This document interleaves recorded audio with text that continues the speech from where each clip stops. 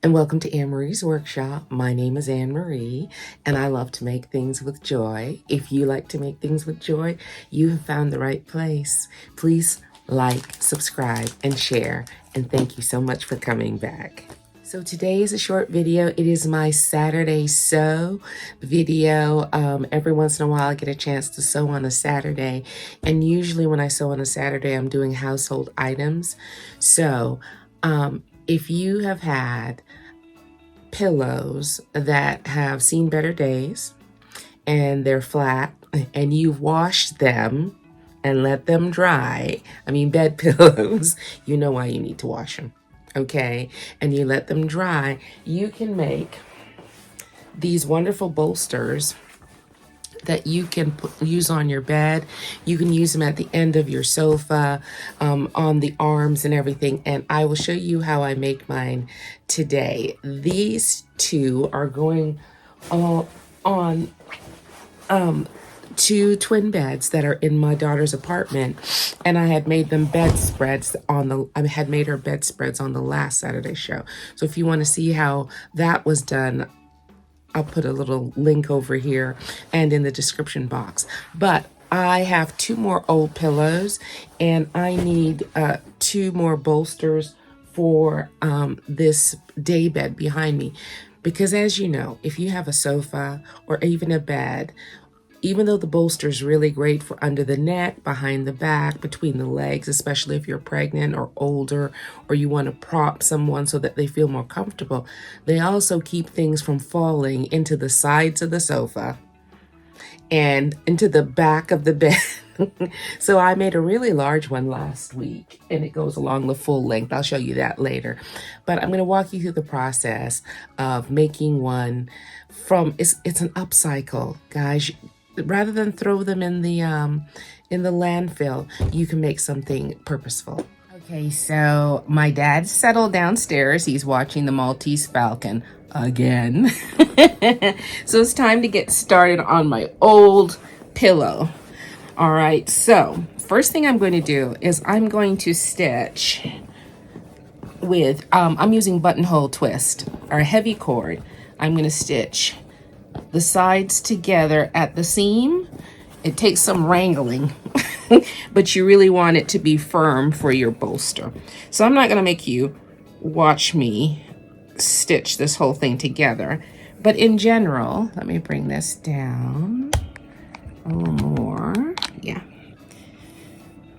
All right, so you just start on one end and you stitch through the other side all the way down. And you might have to manhandle it because there's a lot of tension in this. But I've tried a bolts before where I just folded the cushion and put it in there. Didn't work out. You have to really secure it. Okay, so I'll be back after this. So here is one. And I stuffed the end with some leftover foam from a defunct mattress pad, and I suggest a movie or a television show. It is a little tedious. All right, it does help because to pinch as you stitch. It'll help with the tension and on your and the ease on your fingers. Okay, I've got another one to do, and then we can get started making the initial cover. Okay, so now that you have made your bolster, you're going to get a piece of scrap fabric. As you can see, this is a discard fabric with marks and stuff on it. It has been washed, and I'm going to use it to cover the bolster. Now I measured the length of the bolster, and I also measured the circumference.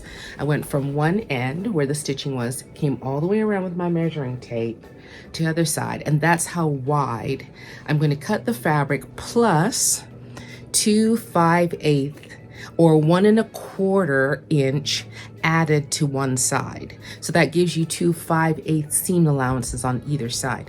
You could even go up another 1/4 of an inch so that when you pull it on, it's not a struggle. But this is going to be covered in this fabric, and it's not going to be taken off ever. You're going to create a cover that can be washed and taken on and off. Okay, so now that I've created the tube, I'm going to press open the seams and fit my bolster forms inside.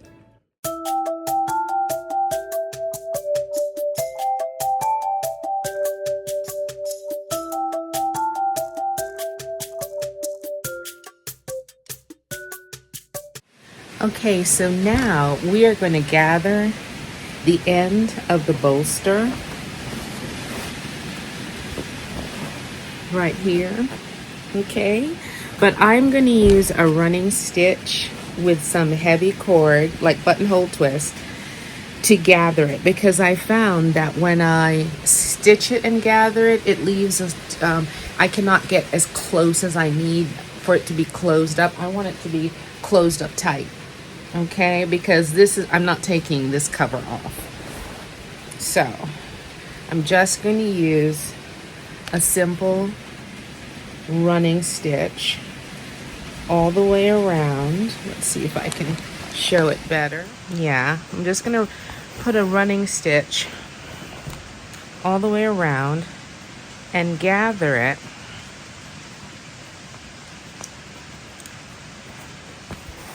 because this is the permanent cover of the bolster, and later I'm going to make the decorative cover for the bolster.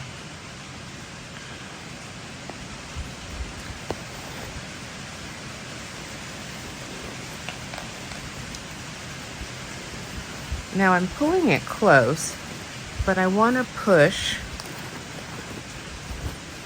the seam edges to the center so that by the time I've closed it up, all of those seams are inside.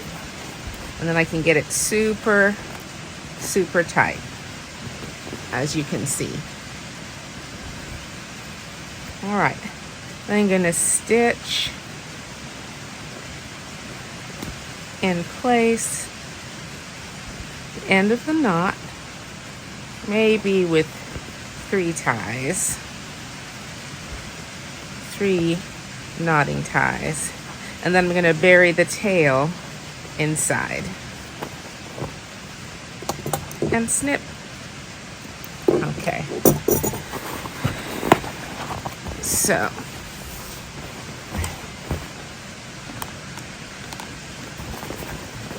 So as you can see, hold on, let me get this in position.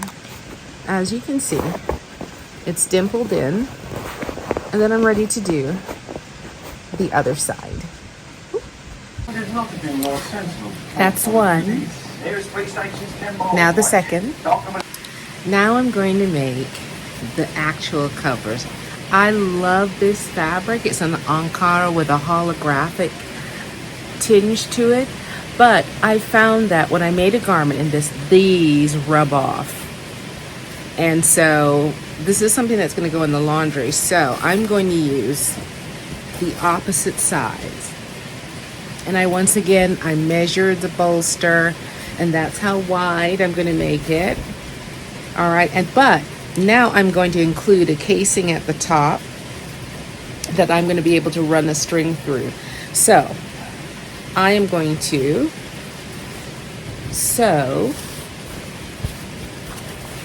down the edge. I am going to start 2 inches below regular 5/8 seam allowance, but I'm going to start stitching 2 inches below. That'll give me enough space to turn over the end so I can run a casing in there. So I'm going to start 2 inches below on that.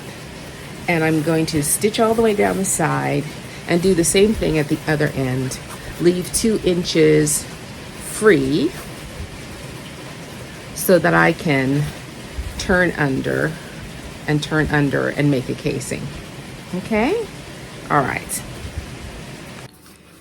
So when I sewed the sides and left the 2 inches at the very top and at the very bottom open, I then went back and folded the piece in and turned it under twice to allow me to have a little pocket here where I can run some ribbon or cord, or if you want to make your own self tie in, so that I can pull it closed and open it up when I need to wash or change out the covering on this. Okay, so let me choose a ribbon. Okay, I'm thinking I like this blue one over here, or this black satin one that I used on the other bolsters I made. I think it might be the blue grosgrain.